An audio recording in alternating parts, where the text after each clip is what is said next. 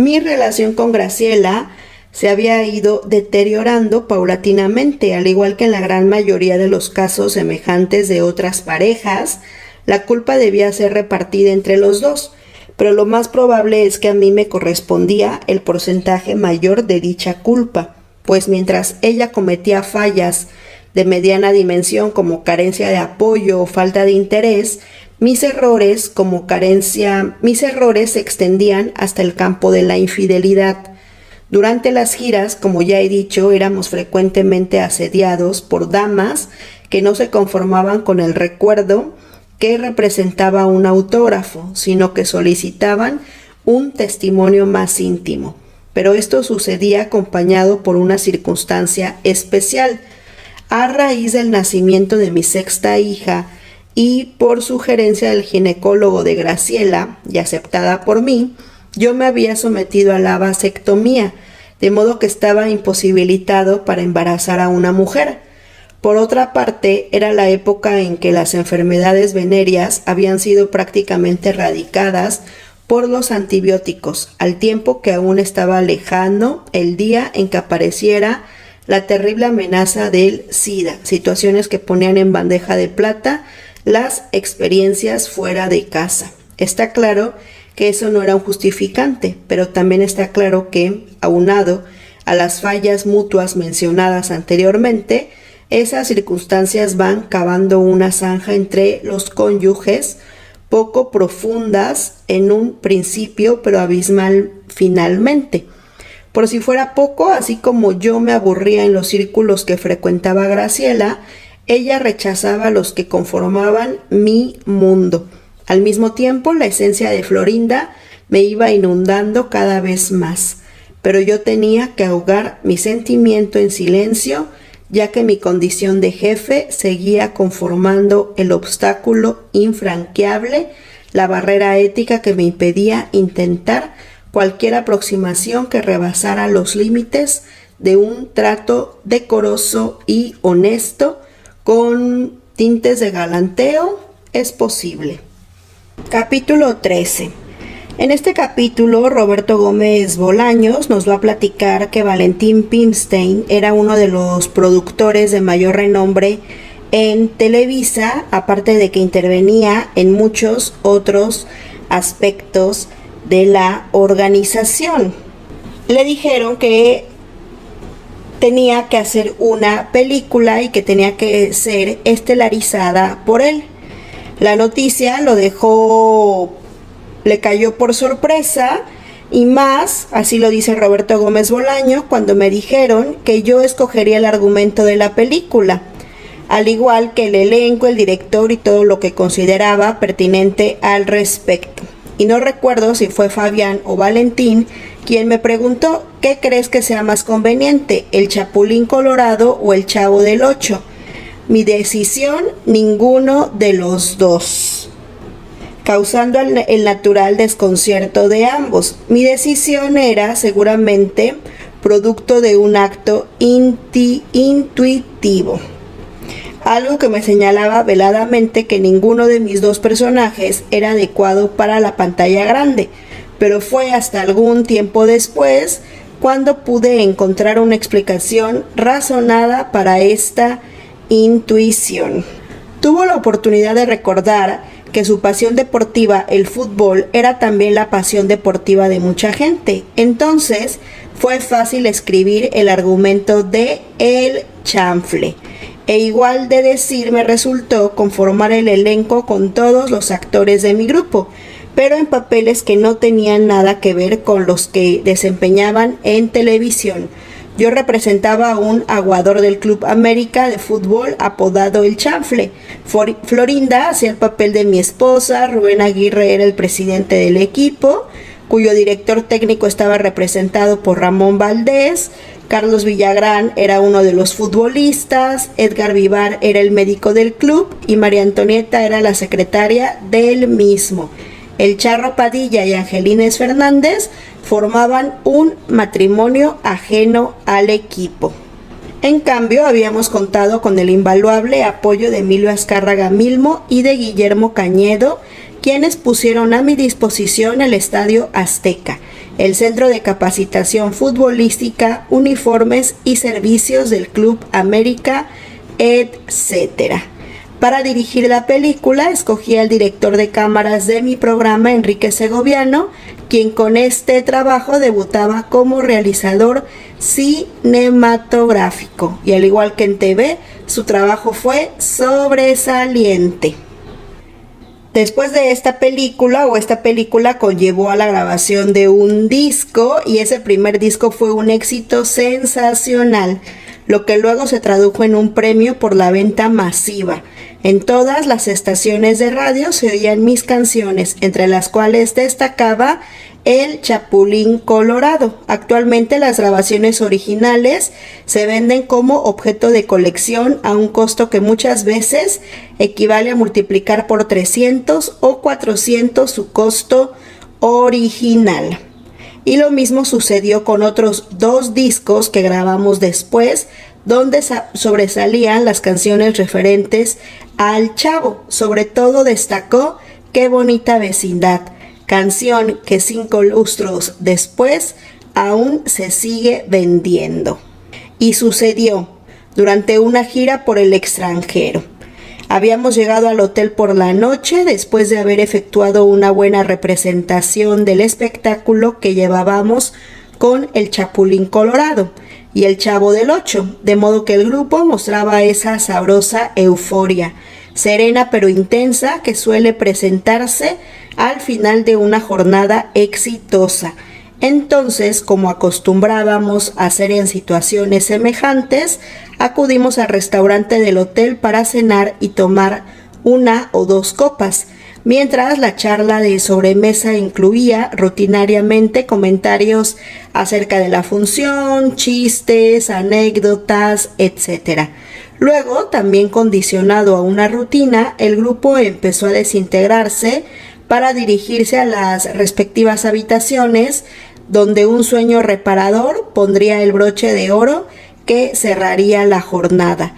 Poco después no quedaban ahí más que 4 o 5 parejas que seguían bailando al compás de la música que brindaba el pequeño pero excelente conjunto musical del hotel, aparte de 2 rezagados de nuestro grupo, ella y yo. Ella era, por supuesto, Florinda. Aquí nos va a platicar del primer encuentro que tuvo con ella. Ella y yo habíamos bailado en algunas ocasiones, pero esa vez yo sentía que las circunstancias del momento envolvían algo diferente, lo cual me impidió encontrar las palabras adecuadas para invitarla a bailar. Sin embargo, tras una pausa de mutuo silencio, decidí impulsivamente tomarla del brazo y conducirla a la pista. Florinda se dejó conducir sin hacer comentario alguno, pero fijando en mí una mirada que mezclaba sorpresa y docilidad. En la sorpresa se filtraba un atisbo de sonrisa y la docilidad dejaba adivinar un mar de ternura. Seguíamos sin pronunciar palabra cuando empezamos a bailar. Música embriagadora, música excitante, música cómplice, música que me envolvió con su cadencia y me permitió tener a Florinda en una cercanía que rebasaba cualquier antecedente similar. Tanto que no tardé en disfrutar la deliciosa suavidad de su mejilla apoyada en la mía, para sentir después que el rítmico roce de nuestros cuerpos se convertía en el más placentero y hechizante de los contactos, hasta que terminó la música y el maestro de ceremonias anunció que había llegado la hora de cerrar el local. Solo en ese momento se rompió el silencio entre Florinda y yo. Cuando estábamos aún con el grupo, me dijo ella: «Tú comentaste que tenías hambre, y mucha hambre, aclaraste, pero cuando parecía que ibas a añadir algo, te quedaste callado repentinamente, ¿recuerdas?» «Sí». «¿Por qué? ¿Qué era lo que ibas a decir y que luego decidiste guardarlo?» «Era una tontería». Dije con sinceridad, es que se habían hecho comentarios acerca de los muchos besos que nos dan las admiradoras, y yo comenté que en esta ocasión a mí no me tocó ninguno, y tenía que ser precisamente hoy cuando estoy hambriento de besos, por eso dije que tenía mucha hambre. Entonces volvió a reinar el silencio entre los dos, un silencio cuya duración sería imposible calcular. ¿Un minuto? ¿Un siglo? No sé. Lo único que recuerdo, pero eso sí, con diáfana claridad, es la frase que interrumpió la pausa. Si quieres besar a alguien, me dijo Florinda, ¿por qué no me besas a mí? Y claro está que la besé. Ese fue el inicio de un romance que perdura durante más de un cuarto de siglo, aparte de los acumulados durante este y los años que faltan. Todo ello alimentado con pasión, ternura, admiración, emoción y dicha. Pero el siguiente paso representaba un inevitable trauma, pues no es cualquier cosa la ruptura de una unión como la de Graciela conmigo, que a pesar de las incompatibilidades había perdurado por más de 2 décadas. En el proceso hay un fiscal que actúa de manera implacable, el sentimiento de culpa, ese que con cierto masoquismo hace que uno se considere como único responsable de lo acontecido, cuando la realidad señala que siempre hay que compartir la culpa.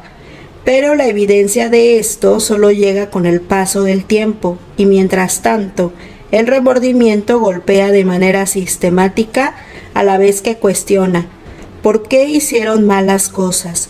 ¿Por qué permitieron que se fuera levantando ese muro infranqueable entre los dos?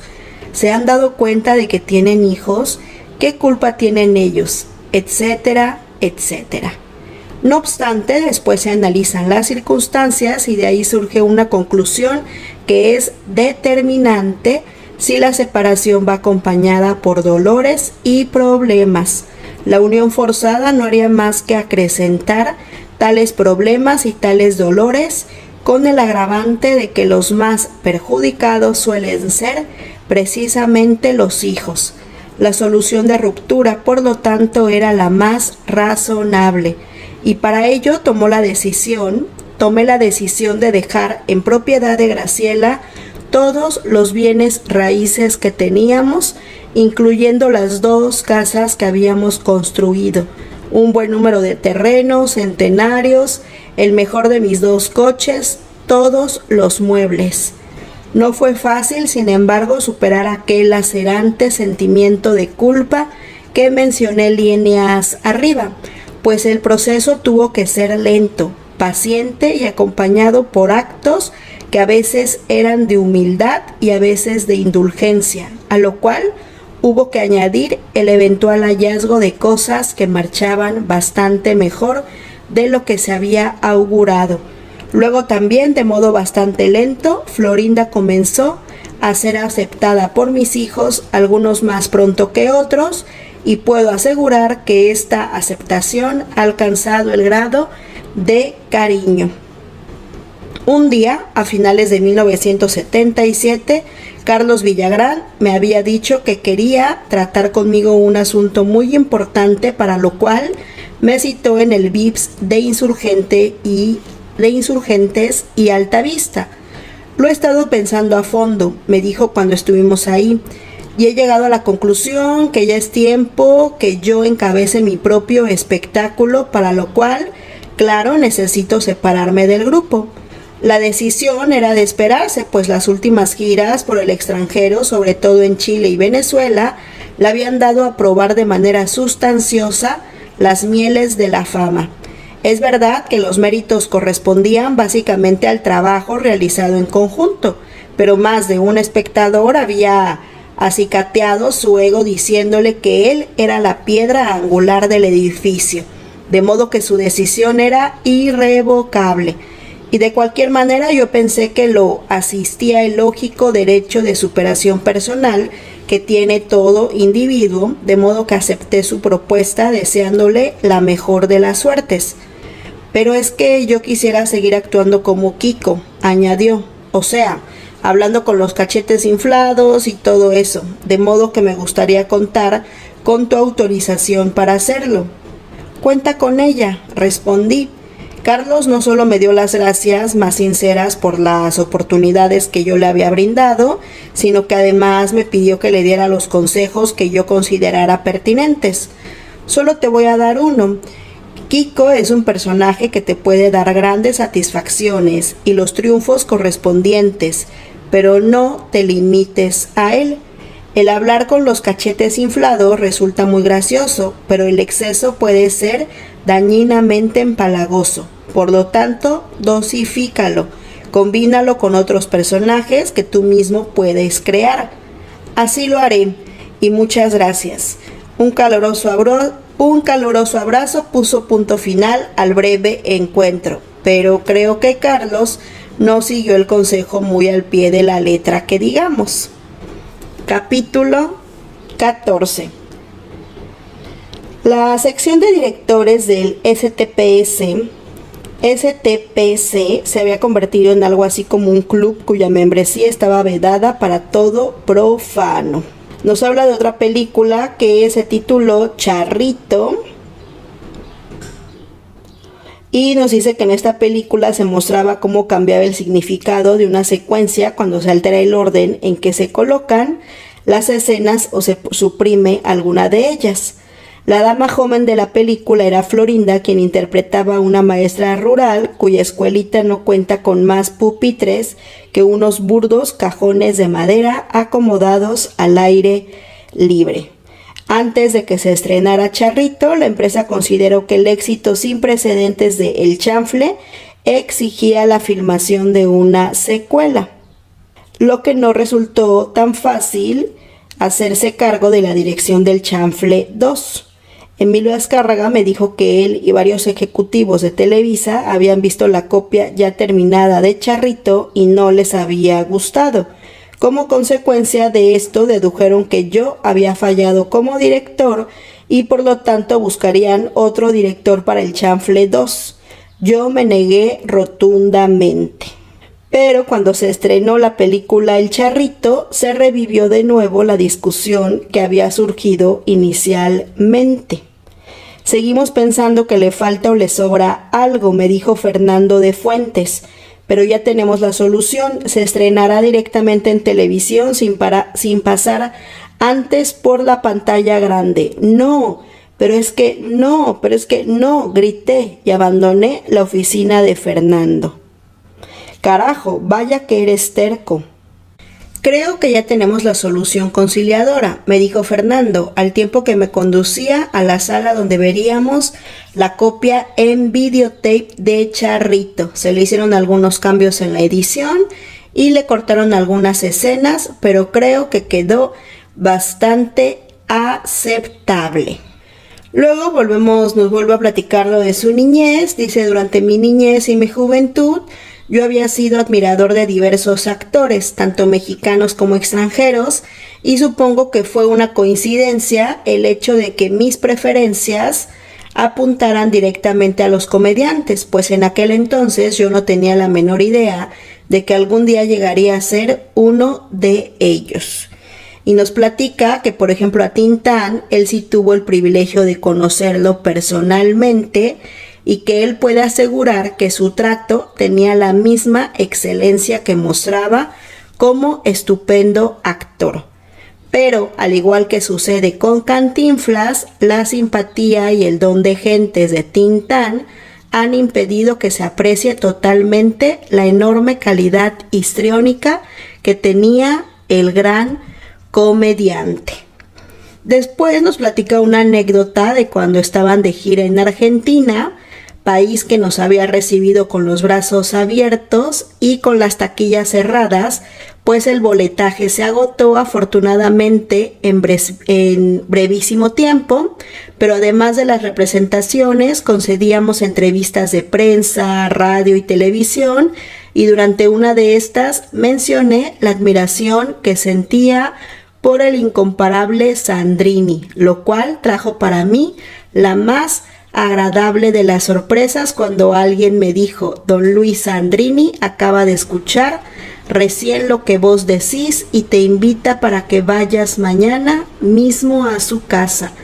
Tuve que pellizcarme para certificar que no estaba soñando. Mi ídolo me invitaba personalmente a su casa.